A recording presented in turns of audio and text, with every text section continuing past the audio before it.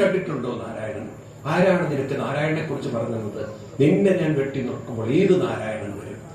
അറിയാതെങ്കിലും ഹിരണ്യകശിപുവിന്റെ വായിൽ നിന്ന് ചോദിക്കുകയാണ്, ഈ തൂണിലുണ്ടടാ നിന്റെ നാരായണൻ?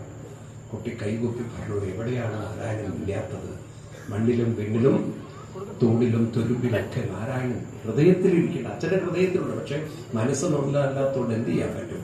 അതുകൊണ്ട് അച്ഛ ഉള്ളിലുണ്ട്, എല്ലായിടത്തും ഉണ്ട് എന്ന് പറഞ്ഞപ്പോൾ എവിടെയുമില്ല ഈ നാരായണൻ, അങ്ങനെ ഒരാളില്ല, നിനക്ക് വെറും ഒരു തോന്നൽ മാത്രമാണ്, ഞാനേ ഉള്ളൂ, അങ്ങനെ ഒരു നാരായണൻ ഉണ്ടോയില്ല, ഞാൻ കാണിക്കാം എന്നൊക്കെ പറഞ്ഞിട്ട് ഈ കുട്ടിയെ ഭയപ്പെടുത്തിക്കൊണ്ട് ഒരു നാരായണനും ഞാനല്ലാതെ ഈ ഭൂമിയിലില്ല, ആ കുട്ടിയോടുള്ള ദേഷ്യവും ഒരു നാരായണനുമില്ല എന്ന് തെളിയിക്കാനുള്ള അദ്ദേഹത്തിന്റെ ആ ഒരു വ്യഗ്രതയും കൈമുട്ടിയൊക്കെ ചുരുട്ടി നേരെ തൂണിന്റെ അടുത്ത് പോയി ആ ഞോങ്ങി സർവശക്തിയിൽ അങ്ങോട്ട് കൊടുക്കണം തൂണില്. ആ അടിയില് തൂണുക രണ്ടായി പിളരുന്നതും ആ സമയത്ത് ഹിരണ്യകശിപു നോക്കുന്ന സമയത്ത് അതിൽ നിന്ന് ഉഗ്രമായൊരു ശബ്ദം, സ്ഫോടനം. എന്നാൽ തൂണിൽ നിന്ന് ഇത്രയൊക്കെ ശബ്ദം. പിന്നെ നോക്കുമ്പോഴാണ് തീക്കട്ട പോലുള്ള കണ്ണും വെളുത്ത രോമവും അതുപോലെ തന്നെ നീണ്ടു നിവർന്നു വരുന്ന രക്തവർണ്ണമുള്ള നാക്കും കൂർത്ത പല്ലുകളും അതുപോലെ തന്നെ കൈകളിലൊക്കെ കൂർത്ത നഖങ്ങളുള്ള കൈകളും. മനസ്സിലാവുന്നില്ല, എങ്ങനെ രൂപം ഉണ്ടോ? ഇതുവരെ കണ്ടിട്ടുമില്ല, കേട്ടിട്ടുമില്ല. എന്ത് രൂപമാണ്? ഒരു വശം മുഴുവൻ സിംഹാകൃതി, താഴെ മുഴുവൻ നരന്റെ രൂപം. ഇങ്ങനെയൊരു രൂപം.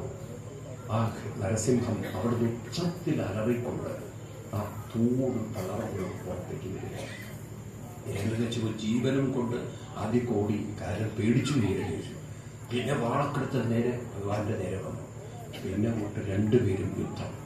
ഭഗവാൻ ഒരു സന്ധ്യാസമയമായപ്പോൾ ആ ഹിരണ്യകശിപുവിനെ ഒരൊറ്റ അടിച്ച് വീഴ്ത്തിക്കളഞ്ഞു.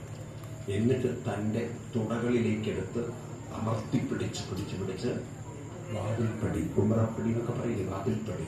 അതിന്തിനാ അവിടെ ഇരുന്നത്?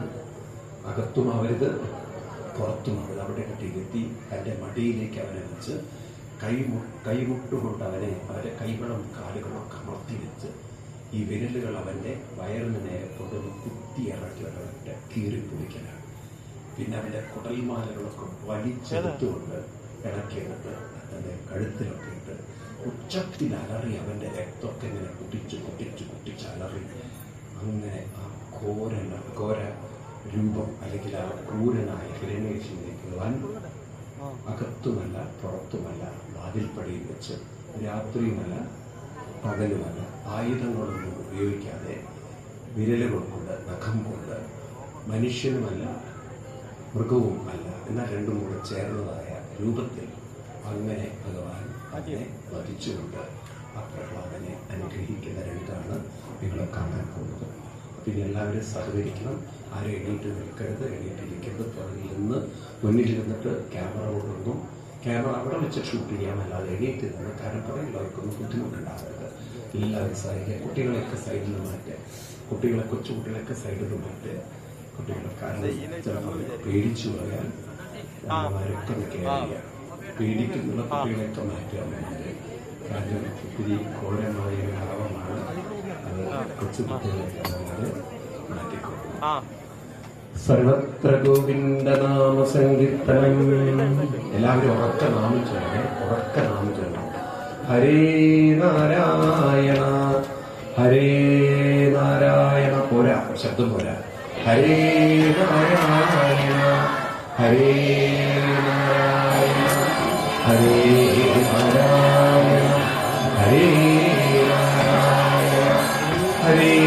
നാരായണ ഹരേ നാരായണ ഹരേ നാരായണ ഹരേ നാരായണ ഹരേ നാരായണ ഹരേ നാരായണ ഹരേ നാരായണ ഹരേ നാരായണ ഹരേ നാരായണ ഹരേ നാരായണ ഹരേ നാരായണ ഹരേ നാരായണ ഹരേ നാരായണ.